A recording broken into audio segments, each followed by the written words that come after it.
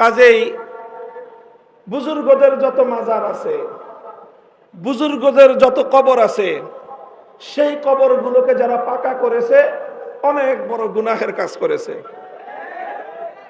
সেই কবরগুলোর উপর যারা দালান কোঠা নির্মাণ করেছে, কোন ইমারত নির্মাণ করেছে, সুস্পষ্ট আল্লাহর নবীর সহিহ হাদিস লঙ্ঘন করে তারা বুজুর্গদেরও অভিশাপ করিয়েছে, আল্লাহর নবীর হাদিসের বিরোধিতা করে তারা বড় ধরনের পাপ করেছে। এই সব কথাগুলি তার আপন জায়গায় সঠিক, তবে মনে রাখতে হবে এই সকল বড় বড় বুজুর্গ, শাহজালাল মুজাররদি আমানি, খানজাহান আলী, শাহ ফারান রহমতুল্লাহ আলাইহি, বায়াজিদ বুস্তামি, সমস্ত বড় বড় বুজুর্গ যাদের কবর পাকা করেছেন, এই কবরগুলো এই সমস্ত বুজুর্গরা পাকা করেন নাই। পাকা হয়েছে ওনাদের মৃত্যুর আগে না পরে? তাহলে মৃত্যুর পরে যেটা পাকা হলো ওটা ওনারা করছেন না পরবর্তীতে কেউ করেছে? পরবর্তীতে যারা করেছে তারা ভুল করেছে, অন্যায় করেছে। তারা যখন অন্যায় করেছে, এরপরে সেই বুজুর্গদের কবরগুলোকে কেন্দ্র করে শিরক বিদআতের আখড়া বসিয়েছে কিছু মানুষ।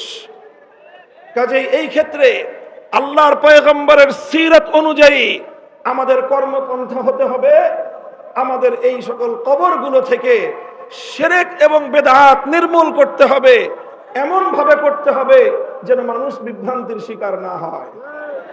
কেউ যেন প্রকৃত অর্থে আমরা যারা শাহজালালের উত্তরসূরি, প্রকৃত অর্থে আমরা যারা শাহজালাল থেকে আল্লাহু আকবারের ধ্বনির শিক্ষা গ্রহণ করেছি, প্রকৃত অর্থে আমরা যারা শাহজালালের চেতনায় উদ্বুদ্ধ হয়ে গৌর গোবিন্দদের বিরুদ্ধে রুখে দাঁড়াবার প্রেরণা পেয়েছি, কেউ যেন আমাদের বিরুদ্ধে বিষোদ্গার করার সুযোগ না পায়, সেই বিষয়ে খেয়াল রাখতে হবে।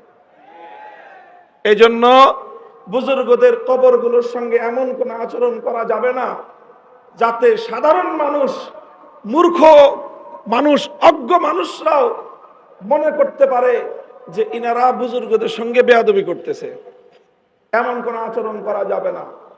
বুজুর্গদের কবরকে বাদ দিয়ে আশেপাশে যত শিরক বিদআত আছে, এই সকল শিরক বিদআত এগুলোকে বন্ধ করার ব্যবস্থা করতে হবে।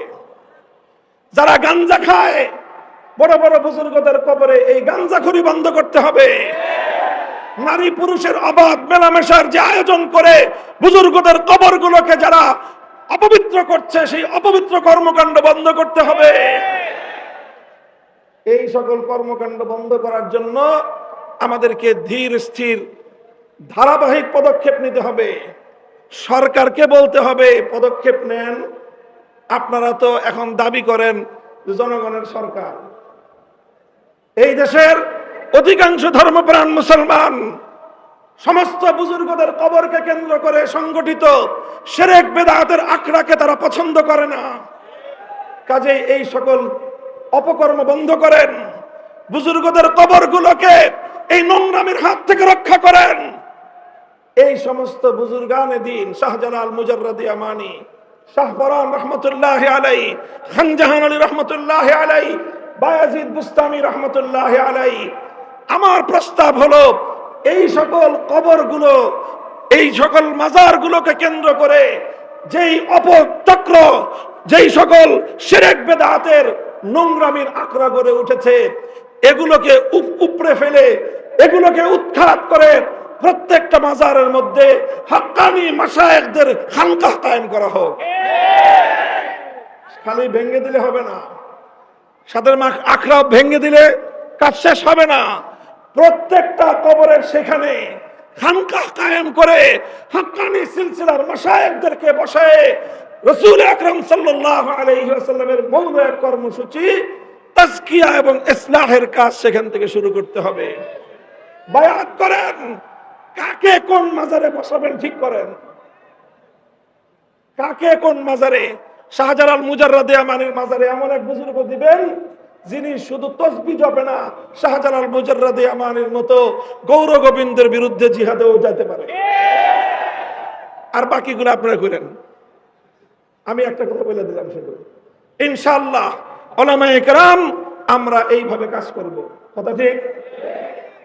3 নম্বর কথা আমার, এই সকল জায়গাগুলোতে আমরা ছাড় দিব, অন্যান্য জায়গাগুলোতে ধীর স্থিরে আমরা পদক্ষেপ নিব। আমরা আল্লাহ রসুল সাল্লাল্লাহু আলাইহি ওয়াসাল্লামের যে কর্মপন্থা ছিল, ধারাবাহিকভাবে ধীরে ধীরে তাদাররুজান মা'আত তাআন্নি, ধীরে ধীরে আমরা এক একটা বিষয়কে পদক্ষেপ গ্রহণ করে বাস্তবায়নের দিকে অগ্রসর হয়ে যাব। শুধু একটা বিষয়ে কোনো নম্রতার সুযোগ আমাদের কাছে নাই, সেটা হলো আমার নবীর ইজ্জত।